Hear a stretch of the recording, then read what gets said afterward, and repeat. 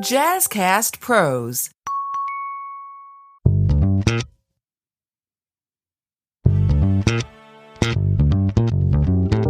Welcome to Season 7 of Healthy Illness Podcast. I'm your host, Kelly Marie. Healthy Illness is all about helping you build healthier relationships while living with mental health conditions. Season 7 is all about movement, and we are starting this conversation about movement on sleep. So like, subscribe, and share. I look forward to having this conversation with you and our guest, Soda Kuczkowski, who is the founder of Start with Sleep, an incredible business here in Buffalo. And Soda works to help people better understand sleep, how sleep works, how your body uses sleep. And today we are going to talk about why sleep is so important to your foundation for movement through sleep. I think we minimize sleep so much when it's so important to every function. So thank you. And thank you so much for being here. And thank you for sharing your time with me and everyone here. So we already did the podcast when I had no anything, like there was no equipment, still shoestring budget, but at least there's a little more sophistication, just a little bit. And wanted to circle back around to that conversation around the foundation of sleep, why it's so important. If you can start, though, with a little bit about yourself, what brings you to sleep space and why you find sleep so important to do this as your work. My backstory is that I've always loved sleep. I feel like innately from when I was little, you never had to send me to bed. I was ready to go. I always prioritized it as a teen in my 20s. As an adult now, I instill those same values on my daughter because it equips us to manage our physical, mental, and emotional health, right? So when we are well slept, our best slept self, as the National Sleep Foundation likes to say, it supports us in a number of different ways. I mean, in terms of our mental health, there's a vicious cycle that can exist there.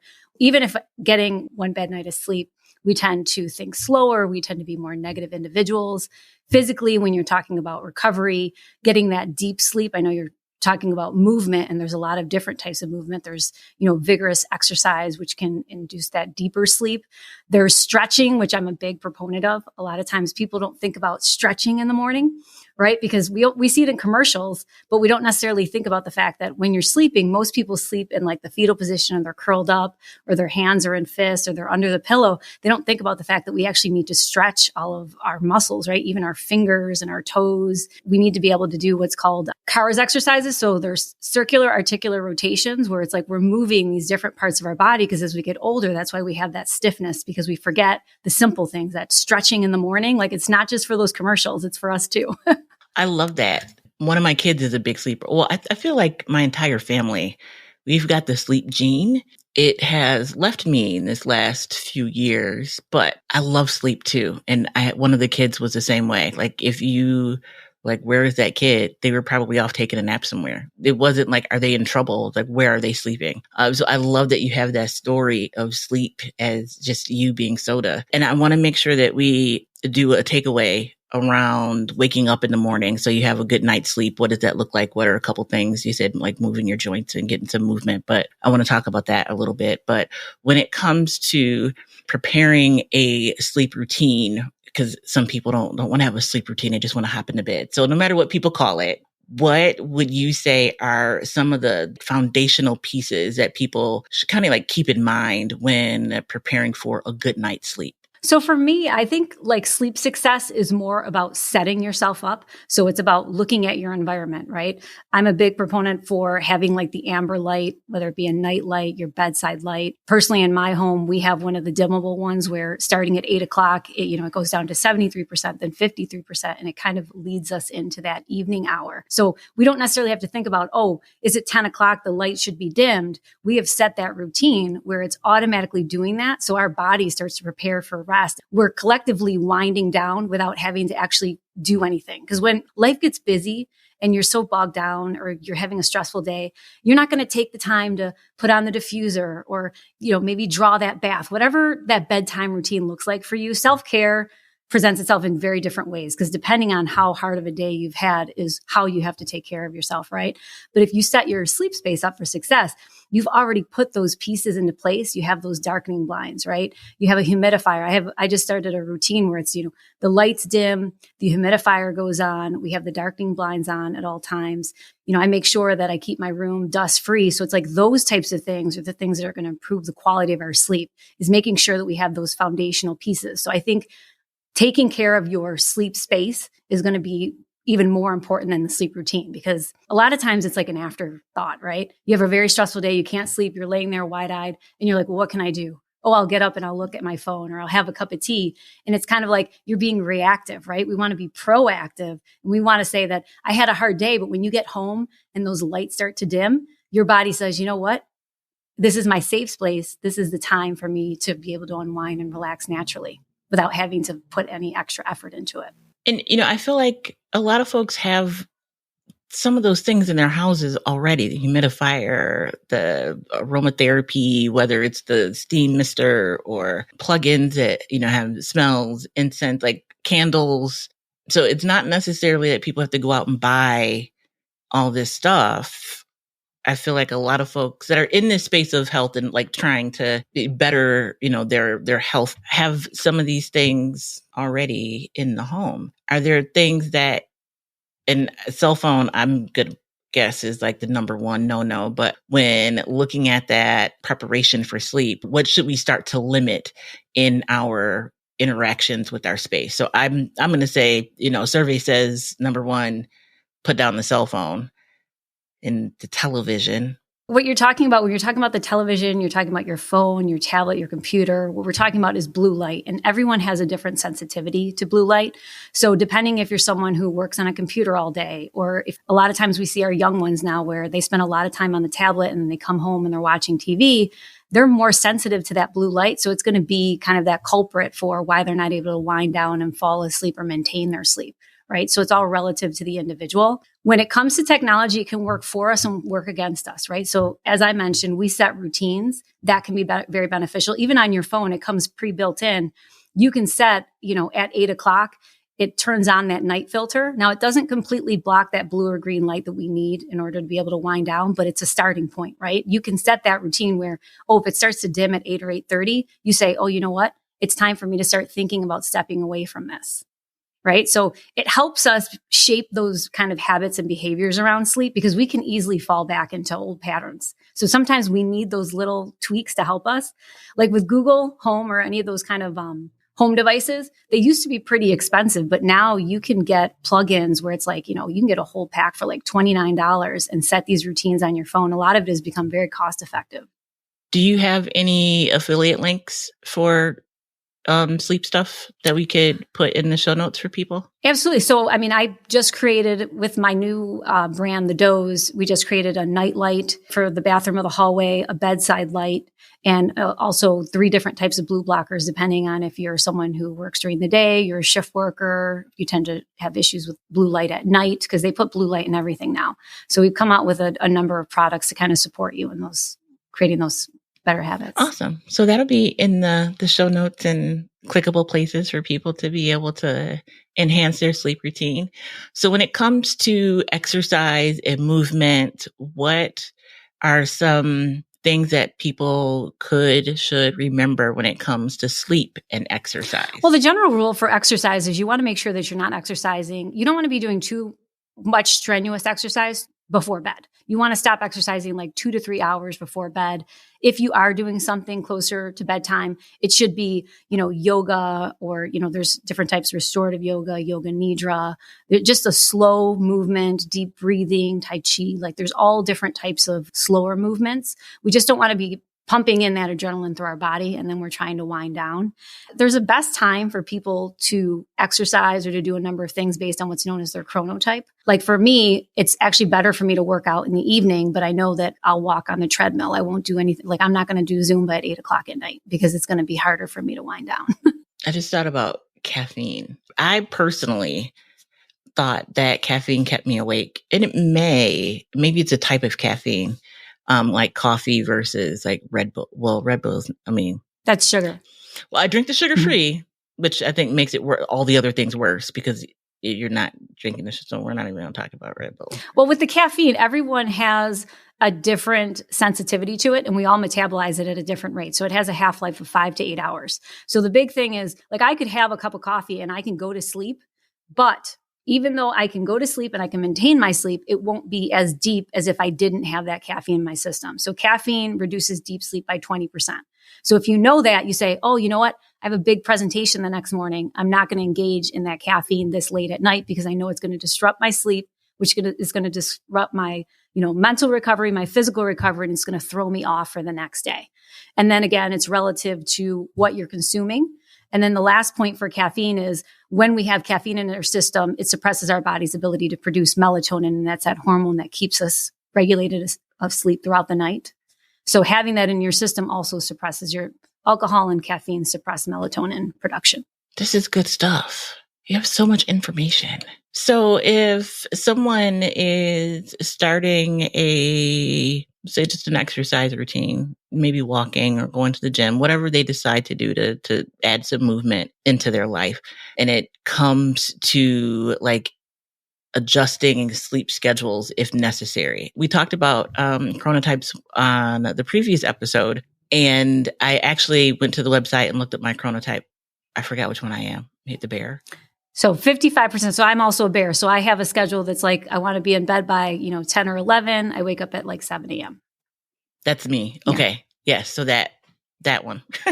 That's 55% of the population. That's why we follow the rules that we do, because 55% of us fall into that category. And it's not like 45% fall in the others. They're spread out amongst all the others. So, yes. Okay. Yep. I'm glad I'm a bear. When it comes to adding that exercise, do you find that people need more sleep when they exercise, less sleep? Is there a correlation between the amount of sleep you need and exercise? Well, absolutely. Like, for instance, my daughter is an athlete, right? So even for her age group, she could get a little bit less sleep, but she gets 11 hours of sleep every single night because, she's going to be a black belt in Taekwondo come August. She does tumbling. She's like Supergirl. And you need to be able to have that rest, right, in order to be able to recover. So our athletes, absolutely, they're going to need more of that recovery time because they're doing a lot more strenuous activity with their body, right? If you think about, lifting weights, running, all the things that go into that versus if you're just taking up, walking, maybe power walking is a little bit more, but it depends on the type of activity you're doing. But the important rule is just to move. It doesn't matter what that looks like. Even if it's like, I'm going to get up from the couch and I'm going to sit back down. Today, do it 3 times. Tomorrow, do it 15 times. It's just about taking those small steps towards changing and getting into that mindset of it's important to move. It doesn't matter what it is that you're doing because it's all going to depend on the limitations of the individual as well.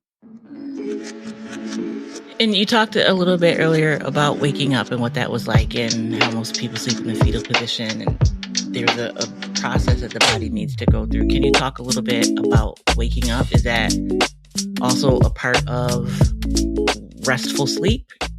Can you undo good sleep with the bad wake-up routine? You absolutely can. And that if you're someone who likes to set the alarm for like every 3 or 5 minutes and you're constantly, I've met quite a few people that they'll set their alarm for like a 90-minute period and they're just constantly hitting that snooze button. We can wake up and fall right back into what's known as REM or rapid eye movement, which is, where memory consolidation happens. So the majority of people wake up, even if they've gotten enough sleep, say they've slept 7 or 8 hours, they wake up in a state of sleep inertia. And that's where we feel like that discombobulation. We don't know what's going on. If you've ever taken like a long nap and you've slept for too long, you wake up and you're like, is it Saturday? Am I late for work? Yeah. Like, where am I? And you have no idea. You're completely disoriented. That happens because we wake up during the wrong part of our sleep cycle. So if you are, in fact, hitting the snooze button, that's why I say that technology can be our friend, because if we're tracking our sleep patterns, we understand how long our sleep cycle is. There's a lot of these applications now where all you do is press start and stop, and it'll help you wake up during the right part of your sleep cycle. So we want to wake up during those lighter stages so that when we wake up, we actually feel the benefits of that sleep and we don't undo it by waking up like, with jarring noises and, the wrong part of our cycle or, falling back asleep and then waking back up again. So it's important. The way that we wake up is also very important. And how does a person know if they've gotten enough sleep? It's going to be subjective. Everyone needs a different amount of sleep. We generally don't want to get consistently less than 6 hours because that's where we see the bidirectional relationship between, it can affect our mental health. So you're more likely to feel depressed or more likely to exacerbate like mental health disorders, like anxiety. All of those things are fed when we don't sleep well. The general rule is people need about 7 to 8 hours. Some people need a little bit more, but we also don't want to sleep excessively. If someone's sleeping, 11, 12, 13 hours and they feel like they're still needing to supplement with a nap, that's still a sign of a sleep disorder. There's like over 90 different sleep disorders. A lot of times people don't recognize what a sleep challenge looks like. So it's not just trouble falling asleep or staying asleep. It's waking up repeatedly in the middle of the night. You can't sleep for more than an hour or two. It's waking up, at 3 or 4 o'clock in the morning when you want to be waking up at 6 o'clock. It's sleeping 7 or 8 hours and then feeling as though you're unrested. It's sleeping short throughout the week, but then on the weekend trying to make up sleep because you can't really make it up, right? But that timing can help to alleviate some of that sleep debt. But again, you have to be able to track those sleep patterns and wake up and not oversleep. It can get very complicated. Yeah. Huh. That's why sleep is very individualistic. But to get back to like your point about waking up and movement and what's one of the most important things you can do, the big thing that we say in sleep is that a good night's sleep starts the minute that you wake up. So the timing of when you wake up, getting light first thing in the morning produces serotonin, which later on helps us to produce melatonin. So everything that we do throughout the day, especially that light regulation, getting those blue and rich days. So that's like you have glasses. If they have blue light filters, take those off, right? Getting in that light first thing in the morning, again, between that 12 noon and 2 p.m. And then starting to limit those artificial light sources, like once the sun sets or like 8 or 8:30. All of those things will improve your sleep quality. There was a study out of Toronto that showed that just paying attention to light regulation alone, and I believe I've told you this before, it improves sleep quality by 83%. So just paying attention, light, it's a free source, right? And if we just pay attention to it, it can do so much to keep us in sync and make sure that we're not misaligned. Because that's what happens when people feel really tired, it's circadian misalignment. Wow. So I just need to like make an appointment and just come and talk to you and be my sleep specialist. But for the rest of the world, when it comes to morning and waking up and starting out, you said a good night's sleep starts with how you wake up? It starts the minute you wake up, right? So making sure that you're waking up during the right part of your sleep cycle, getting like not just getting enough sleep, but waking up during the right part of your sleep cycle, and then making sure you're taking in that morning light. You're getting out of bed, you're stretching, you're having a cup of water. Like there's a lot of things that we do throughout the day that will help support our sleep patterns at night. And if someone wants to learn more about that process and develop a sleep schedule and routine and a wake up routine to kind of complement their baseline health and also this notion of, adding movement to their life, how can people reach you? What is working with a sleep specialist like? What should people expect? So there's a lot of different things. As I mentioned, I just created a retail division for my business called The Doze on Hurdle Avenue. So here we have a lot of sleep enhancing products. I have an assessment that people will be able to take on my website shortly. When I work with clients, it's doing a series of intakes over a period of time so they can really understand themselves, their habits, their patterns, and kind of how to restructure their schedule based on their individual needs. I do a lot with shift workers, so those can be more challenging cases, especially because they're sleeping during the day, they're working at night, maybe they have families. So there's a lot of other external factors that have to be considered when putting, a plan together. The number one thing that I tell people is that you need to make the decision that you're ready to prioritize it. Because when you're ready to prioritize it, the other things start to come into place, right? You can buy a tool. Most certainly they can help you, right? But it's setting up those routines, thinking about the choices that you're making throughout the day, but setting yourself, like even technology, again, remembering to drink water, setting an alarm to remember to take deep breaths. There's all these ways that it can help support us in creating better habits, right? And those habits will shape both the energy that we have during the day and our sleep at night. That's awesome. So in the last few moments that we have together, what would you tell someone that says, okay, I'm ready. This is it. I'm going to prioritize my sleep. What do I need to do? It would be contingent on the individual, but the number one thing besides prioritizing their sleep, that light regulation, I think is going to be the most important. And with everyone, I like for them initially. Like, I don't like to use technology long-term unless you're using it for routines, but getting a baseline. So understanding like your sleep patterns, learning, how much sleep you need so that you understand when is it that you should be waking up? When is it that you should be going to bed? You have to learn that information. You have to learn about yourself. And then it's much easier to put those pieces into play once you understand, like, you know what, in order to feel my best, I need 9 hours of sleep. So if I need 9 hours of sleep, what does that look like for my lifestyle? Versus someone who's like, you know what, I only need 6 hours, right? Or I'm only going to give it 6 hours. So it's based on what's the mindset of the individual? What are they willing to do, right? So that you can kind of craft that based on their lifestyle. Thank you. This was so good.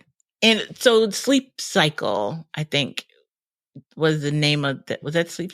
So Sleep Cycle is one that I recommend. There's one now. You can actually get a 30-day free trial. I've collaborated with a sleep doctor. It's called Sleep Space. So if you go to sleepspace.com/startwithsleep, you can get a free 30-day trial. And there you can learn your sleep pattern. It has the alarm clock. You can learn about your chronotype. It has programs. It has soundscapes, which are great because if you use the soundscapes, it actually evaluates the sound in your environment, and it'll change the volume based on what your environment, like how that car alarm was going off. If I was sleeping, it would turn it up a little bit more. So it's just a great tool.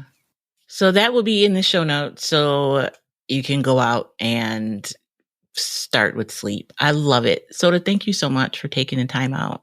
First of all, for being a specialist in this space, because sleep is so important. And you read about risk factors for physical health, mental health, emotional health, spiritual health. Like, sleep is on all of those lists. And so being able to have people begin to just touch base with themselves and say, all right, these are my needs.